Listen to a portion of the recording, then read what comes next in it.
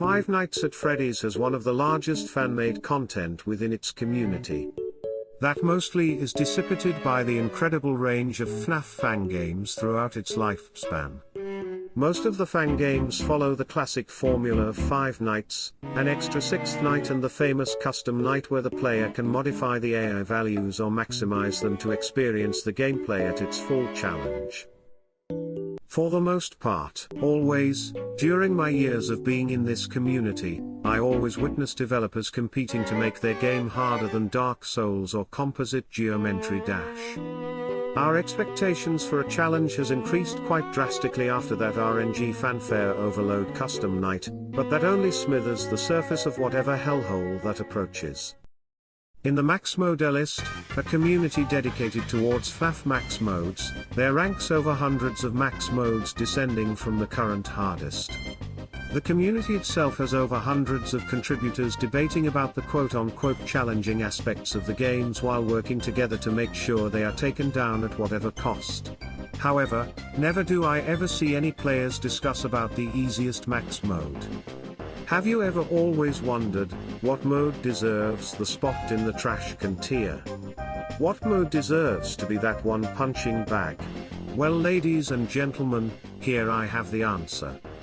You are not going to believe you will bamboozled, to discover the astonishing truth of what lies in the darkest pit. Without further ado, the mode is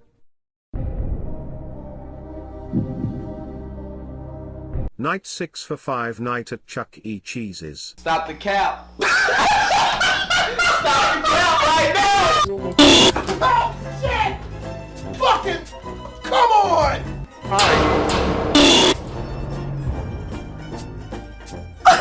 Got it done. Oh! Who jump scared someone while they're fucking checking the phone guy was still talking, man! As you can see, I got killed before the guy could even answer the phone. I think a few more things need to be implemented. The duck was in the vent and Chucky was in the gate. It's really hard to recover from that because you can't choose which one and you still die, which he needs to fix. I'm sorry. But that... As much as I hate to admit this, but this is not a joke. Despite the reception it may receive from many of you guys, it has undeniably found its position towards the bottom of society. Admittingly, as someone who has played the game itself and keeps getting fucked in the ass with bullshit timers and RNG, it makes me too sick in the stomach to continue with that monstrosity. Fortunately, there were heroes out there that downgraded all of that nonsense. Which in this context we will call it a debunk, which is a term I might go over in the future. In the meantime, let's watch this completion to understand how much it deserves to be pissed on.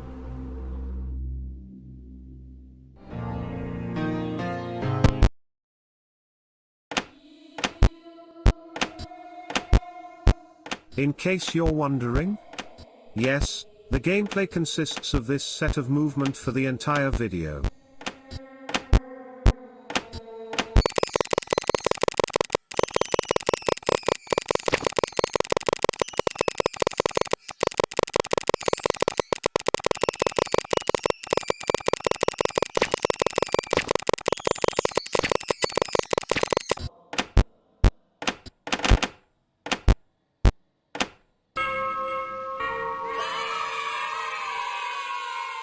You have so many questions.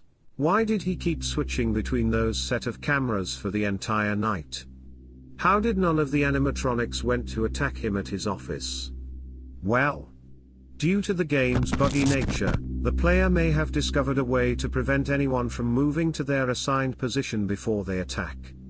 By checking their assigned position consistently, he might have kept resetting their movement timers which prevented them from moving forward. The player isn't 100% safe, there are still other threats like the costume in the closet that needs to be constantly flashed and Pasquale that can crash the game if the player doesn't flip the cam quickly, even then it's pretty piss easy to avoid. So?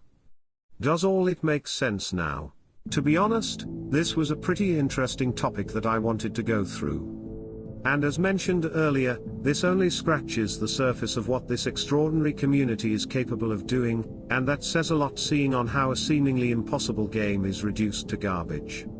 More videos like these will be cooked up in the future, so make sure to subscribe if that keeps you hooked up.